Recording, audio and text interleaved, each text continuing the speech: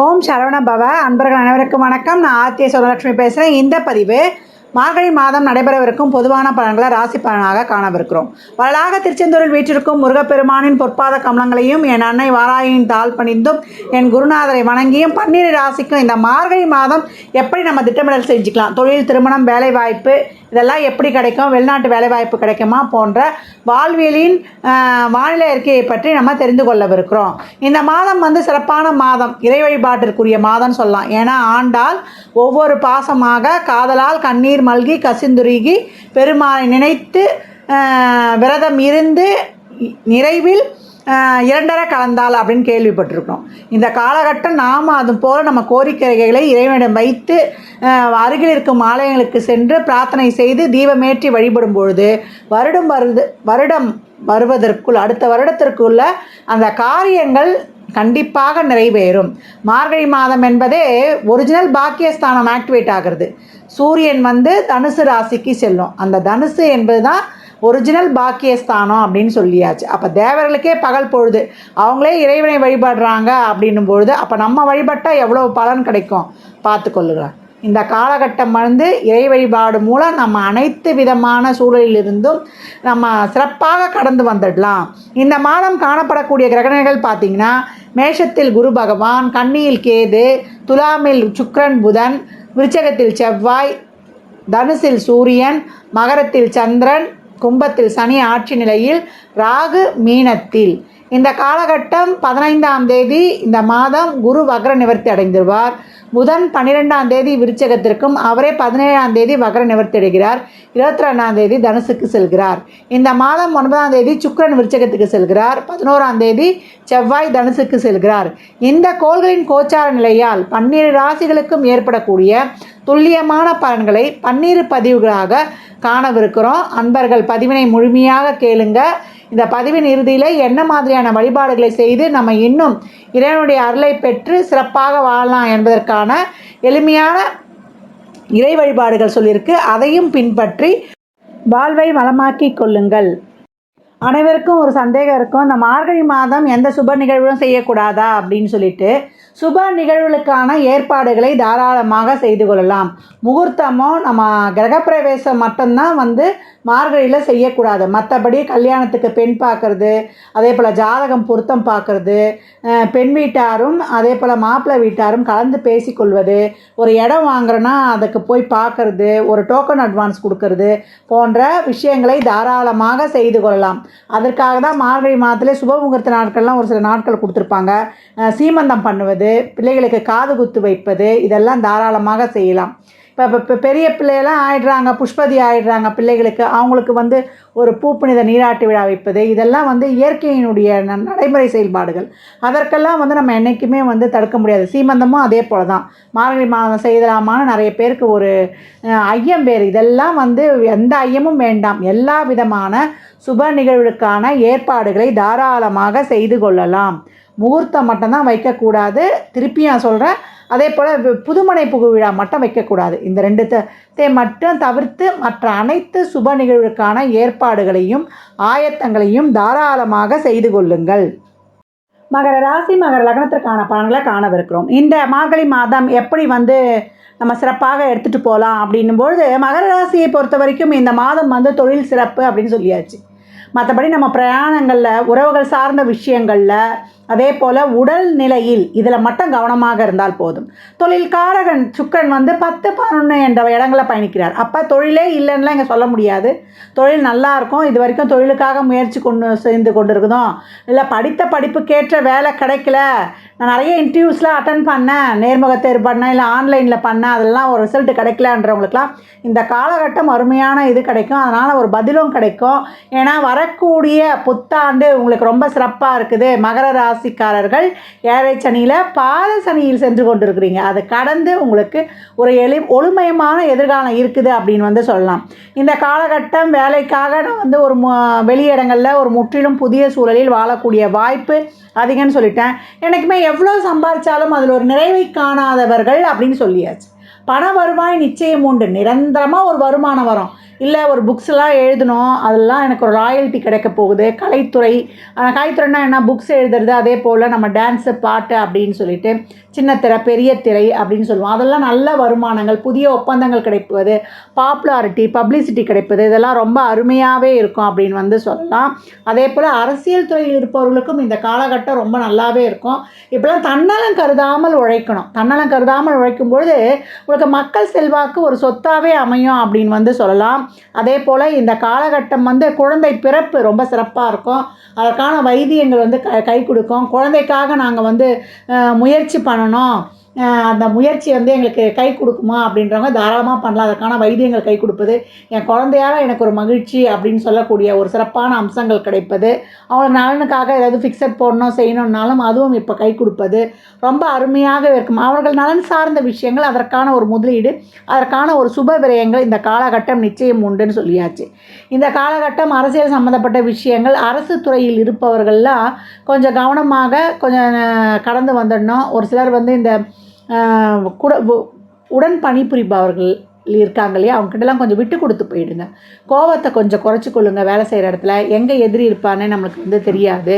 இந்த காலகட்டம் கொஞ்சம் நெளிவு சுழிவாக கடந்து வந்து விடுவது ரொம்ப சிறப்பு அப்படின்னு சொல்லியாச்சு. பெண்களுக்கு ஆடை ஆபரண அத்தியாவசிய பொருள் சேர்க்கை, சுப நிகழ்ச்சிகளில் கலந்து கொள்வது, சுப பேச்சுவார்த்தைகள் நடைபெறுவது, இதெல்லாமே ரொம்ப அருமையாகவே இருக்குன்னு சொல்லலாம். பழசை கொடுத்து புதுசை மாற்றுறது, அதே போல் ஒரு வீட்டுக்கு ஒரு ரெனோவேட் பண்ணி, இல்லை இடம் வாங்குவது, இல்லை ஒரு சிலருக்கு ஃப்ளாட் அமைவது, அதாவது ஒரு நிரந்தர சொத்து, ஒரு சொத்து எனக்கு கிடைக்குமாமா, ஒரு இடம் கிடைக்குமாமான்றவங்களுக்குலாம் இந்த காலகட்ட மார்கழி மாதம் கூட இல்லை, அதற்காக ஒரு பேசி முடித்து ஒரு டோக்கன் அட்வான்ஸ் கொடுப்போம் இல்லையா, அது கொடுக்கக்கூடிய வாய்ப்பு. அதே போல் திருமணம் சார்ந்த விஷயங்கள், நம்ம மார்கழி மாதம் இது கழிவு மாதம் அப்படின்லாம் நீங்கள் ஒதுக்க வேண்டாம். மார்கழி மாதம் மகிமை நிறைந்த மாதமே. அதனால் இந்த காலகட்டங்கள் நீங்கள் திருமணத்திற்கான அனைத்து விதமான முயற்சிகளையும் செய்யலாம், பார்க்கலாம், பொண்ணு பேசலாம், செய்யலாம்.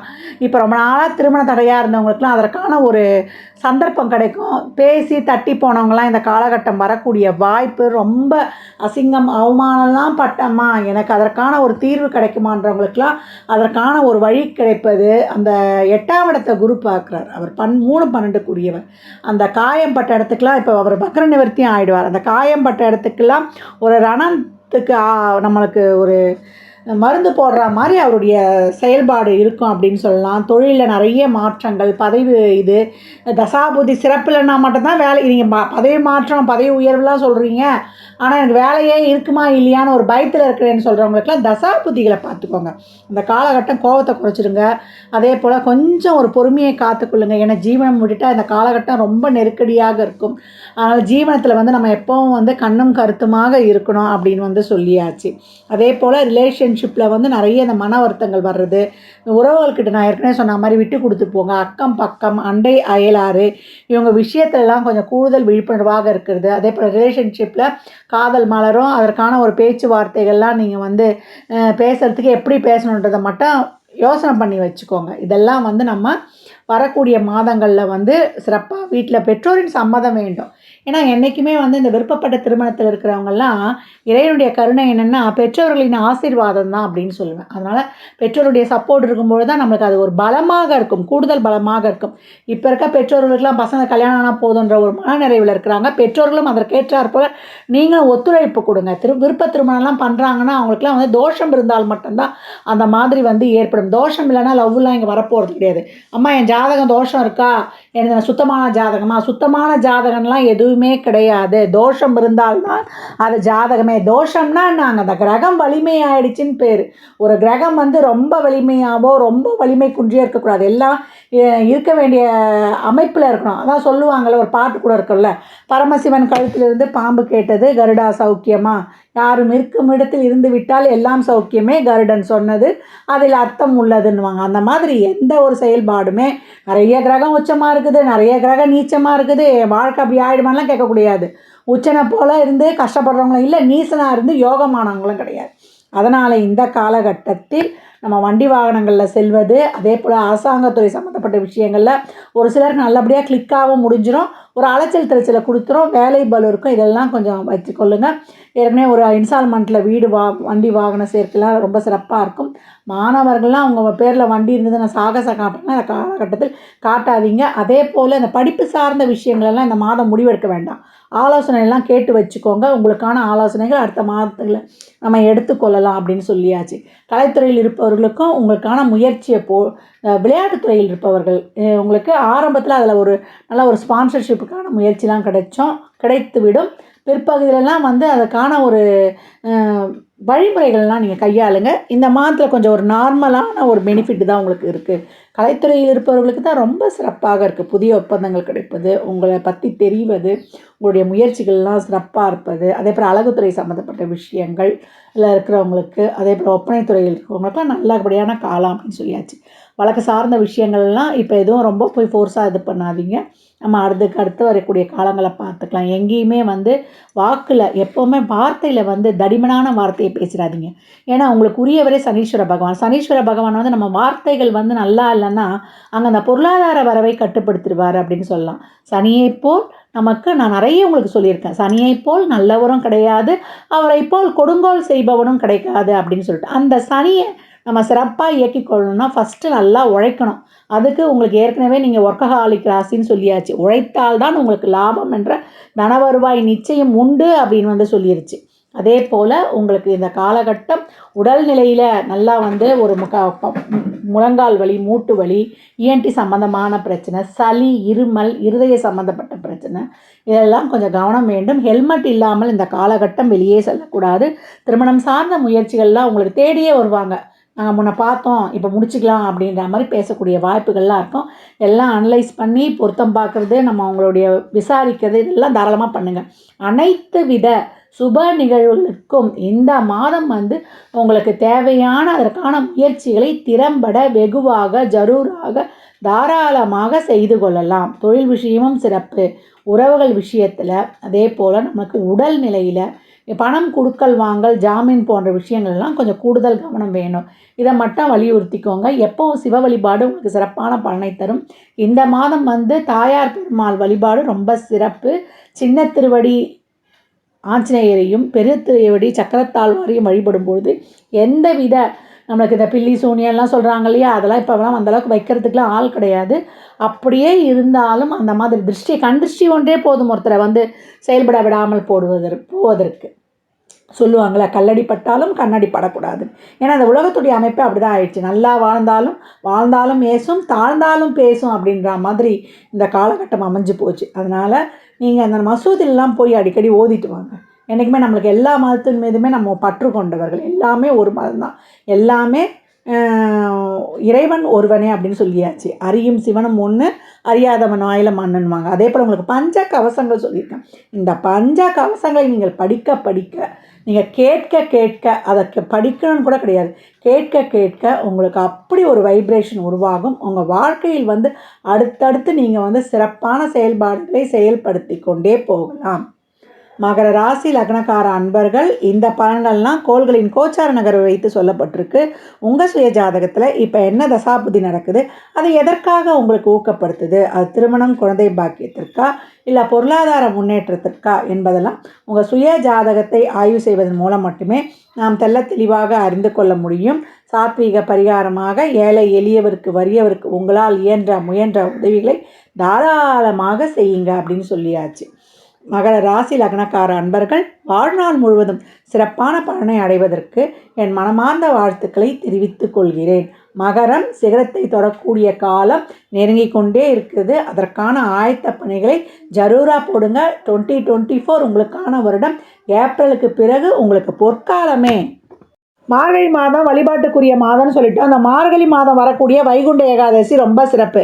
அன்று காலையில் வந்து பரமபத வாசலை கடந்து பெருமாள் வருவார். இதை பார்க்கும்போது நம்மளுக்கு வந்து சொர்க்க வாழ்க்கை உண்டு, நம்ம பாவங்கள்லாம் குறைக்கப்பட்டு இறைவனுடைய அனுகிரகம் கிடைக்கும் அப்படின்னு வந்து சொல்லுவாங்க. இதற்கு மார்கழி 7ஆம் தேதி டிசம்பர் 23/12/2023 சனிக்கிழமை அன்னைக்கு வருது. அந்த வைகுண்ட ஏகாதசி விரதம் இருப்பதும் ரொம்ப சிறப்பு. பெருமாளை அன்றைக்கு எல்லாருமே பார்க்கலாம்.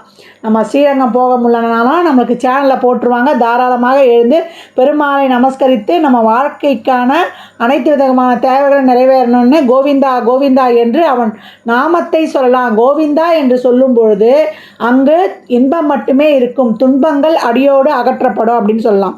அதே போல் இந்த மாதம் ஆருத்ரா தரிசனம், நடராஜரை வழிபடுவது ரொம்ப சிறப்பு. காலை தூக்கி ஆடுபவனே என்னை கை தூக்கி விடப்பா என்று சொல்லக்கூடிய ஆடல் அரசோனை வழிபடக்கூடிய நாள் என்னன்னு பார்த்தீங்கன்னா மார்கழி 11 27/12/2023 டிசம்பர் 27 புதன்கிழமை அன்னைக்கு வருது. அன்றைய தினம் சிவனை வழிபடுவது ரொம்ப சிறப்பு. எல்லாத்துக்கும் நம்ம எல்லா இல்வாழ்க்கையில் இருக்கக்கூடிய பிரச்சனைகளிலிருந்தும் விடுபட்டு நம்ம இறைவனுடைய பாதார விந்தங்களை அடைவதற்கும் நம்ம வாழ்க்கையில் எட்டாத உயரத்திற்கு சென்று சிறப்பான வாழ்வை அடைவதற்கும் மற்றவர்கள் பார்த்து வியக்கக்கூடிய அளவுக்கு ஒரு சிறப்பான வாழ்வை அடைவதற்கும் ஈசன் நம்மளுக்கு துணை புரிவான் அப்படின்னு சொல்லலாம். அன்றைய தினம் திருவண்ணாமலை கிரிவலம் செல்வதும் ரொம்ப சிறப்பு. அதற்கப்புறம் வரக்கூடிய ஒரு சிறப்பான நிகழ்வு என்னென்னு கேட்டிங்கன்னா ஆஞ்சநேயர் ஜெயந்தி. இந்த 7.5 சனி, அஷ்டம சனி, கண்டக சனி, அர்த்தாஷ்டம சனி, சனி எந்த இடத்துல இருந்தாலும் பிரச்சனை கொடுக்குறாருன்னு அப்படின்னு சனியை வெல்லக்கூடியதற்கு ஒரே தெய்வம் நம்ம ஆஞ்சநேயர் வழிபாடு தான். அதே போல் மன அழுத்தத்திலிருந்து நம்மளை விடுபட வைக்கும். மனித முகமில்லா தெய்வமானது நம்மளை மன மகிழ்வை தரும் அப்படின்னு சொல்லலாம். அந்த ஆஞ்சநேயர் ஜெயந்தி நம்மளுக்கு மார்கழி 26, நம்மளுக்கு ஜனவரி 11/1/2024 வியாழக்கிழமை அன்னைக்கு வருது. அன்றைய தினம் ஆஞ்சநேயரை வழிபடுவது, அவருக்கு வெற்றிலை மாலை சாற்றுவது, அவருக்கு வெண்ணெய் காப்பு செய்வது, அவருக்கு வண்ண மலர்கள் அணிவிப்பது, இதெல்லாம் ரொம்ப சிறப்பாகவே இருக்கும். அவரை எளிமையான முறையில் எப்படி வேணாலும் பண்ணலாம். வடமாலை சாத்தலாம், ராகுகேது தோஷம் போகும் அப்படின்னு சொல்லியிருக்காங்க நம்ம முன்னோர்கள். எந்த அளவுக்கு ஆஞ்சநேயரை எளிமையாக வழிபடுறோமோ அந்த அளவுக்கு சிறப்பு. நெய் தீபம் ஏற்றலாம். சின்ன திருவடியே ஆஞ்சநேயர் தான். அன்றைய தினம் பெருமாள் ஆலயங்களுக்கு சென்று ஆஞ்சநேயர் வழிபாடு செய்யும்போது நம்ம மன உறுதி கிடைக்கும். ராம ராம ராம என்ற நாம மந்திரங்கள் ஒலிக்கும் இடங்கள் எல்லாம் ஆஞ்சநேயர் வாசம் செய்வார் அப்படின்னு சொல்லியாச்சு. அப்போ எந்த அளவுக்கு நம்மளுக்கு மன உறுதியும் திண்மையும் எந்த சிக்கட்டான சூழ்நிலையும் ஜெயித்து வரக்கூடிய தன்மையை கொடுத்துருவார். அதனால் அன்பர்கள் இந்த வழிபாடுகளெல்லாம் இயன்ற அளவு பின்பற்றுங்க. உங்கள் வாழ்வை வளமாக்கி கொள்ளுங்கள். ஜாதகம் பார்க்க விரும்பும் அன்பர்கள் இந்த எண்ணிற்கு ஒரு மெசேஜ் செய்யுங்க. தங்களுக்கான விவரங்கள் அளிக்கப்படும். அப்பாயின்மெண்ட் பெற்றுக்கொள்ளலாம். ஜாதகம் சிறந்த முறையில் கணித்து பார்த்து தரப்படும். வாஸ்துப்படி வீடு கட்ட பிளான்கள் போட்டு தரப்படும். வாஸ்து பார்த்து தரப்படும். நியூமராலஜி படி பிறந்த குழந்தைகளுக்கு பெயர் வைத்து கொள்ளலாம். உங்கள் தொழிற்சாலை நிறுவனங்களுக்கும் பெயர் வைத்து உங்கள் வாழ்வை வளமாக்கி கொள்ளலாம். சுபமுகூர்த்த நாட்கள் குறித்து தரப்படும். அவரவர் சேவைக்குண்டான கட்டணத்தை செலுத்தி சிறப்பான சேவைகளை பெற்று வாழ்வை வளமாக்கி கொள்ளுங்கள். மற்றும் ஒரு சிறப்பான பதிவில் சந்திக்கும் வரை தங்களிடமிருந்து விடைபெற்றுக் கொள்வது ஆதித்ய சொர்ணலக்ஷ்மி. மிக்க நன்றிகள். நற்பவி நற்செழி. வாழ்க வளமுடன், வாழ்க வளத்துடன், வாழ்க நிறைவுடன்.